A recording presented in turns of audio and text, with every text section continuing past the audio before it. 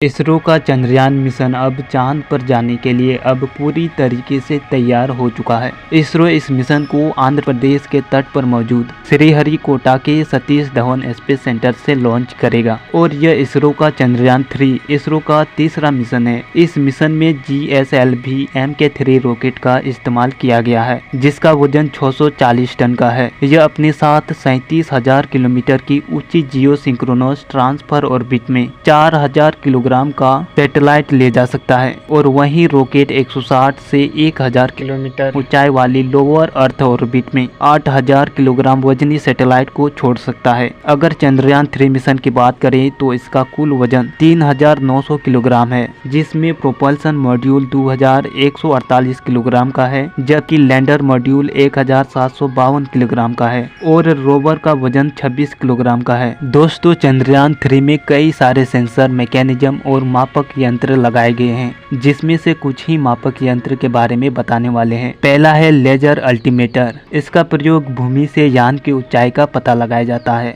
दूसरा है laser Doppler velocimeter. यह तकनीक लैंडर के उतरते समय गति को कैलकुलेट करेगा। तीसरा है lander hazard detection advance camera. यह तकनीक चंद्रमा के सतह पर खतरों का पता लगाता है और उस जगह का चुनाव करता है जहां पर लैंडर का लैंड करना सुरक्षित है और इसके पीछे खतरों से बचाव करने के लिए एडवांस लैंडिंग एल्गोरिथम काम करता है। अब इसरो ने चंद्रयान 3 को 14 जुलाई को लॉन्च कर दिया है। इस समय चंद्रयान अपना सफर पर है और लोगों का सवाल होता है कि चंद्रयान 3 चंद्रमा तक किस तरह से जाएगा। उसका जवाब इस एनिमेशन में दिया गया है। इस एनिमेशन में आप अच्छे से समझ सकते हैं। जब हमारा चंद्रयान हमारी चंद्रमा के ऑर्बिट में पहुंच जाता है, तब हम धीरे धीरे चंद्रमा का चक्कर लगा रहे चंद्रयान की ऊंचाई कम करते जाते हैं। जब हमारा चंद्रयान चंद्रमा के सतह से 100 किलोमीटर पर होगा तो यहाँ पर प्रोपल्सन मॉड्यूल को लैंडर से अलग किया जाएगा। अलग करने के बाद प्रोपल्सन मॉड्यूल चंद्रमा के ऑर्बिट में ही रहेगा और विक्रम लैंडर को चंद्रमा का चक्कर लगाते हुए चंद्रमा के सतह पर उतारा जाएगा। इसरो ने पहले ही बता दिया है कि विक्रम लैंडर को हम चंद्रमा के दक्षिणी ध्रुव पर सॉफ्ट लैंडिंग करेंगे। अगर इसरो यहाँ तक बिना किसी गड़बड़ी के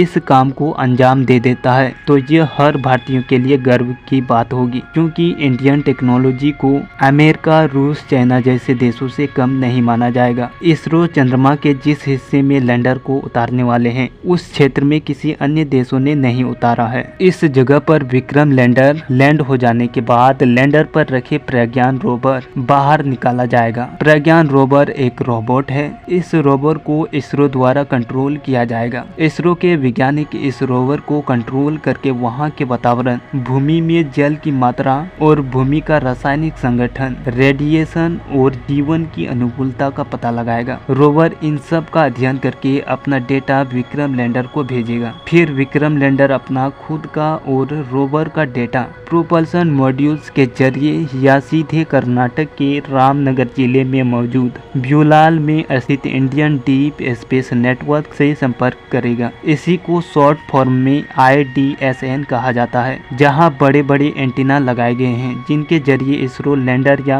प्रोपल्सन मॉड्यूल द्वारा भेजा गया संदेश रिसीव किया जाता है। दोस्तों, वीडियो को यहीं पर खत्म करते हैं। अगर वीडियो अच्छा लगता है तो वीडियो को लाइक, शेयर और चैनल को सब्सक्राइब करें। अंत तक वीडियो देखने के लिए धन्यवाद।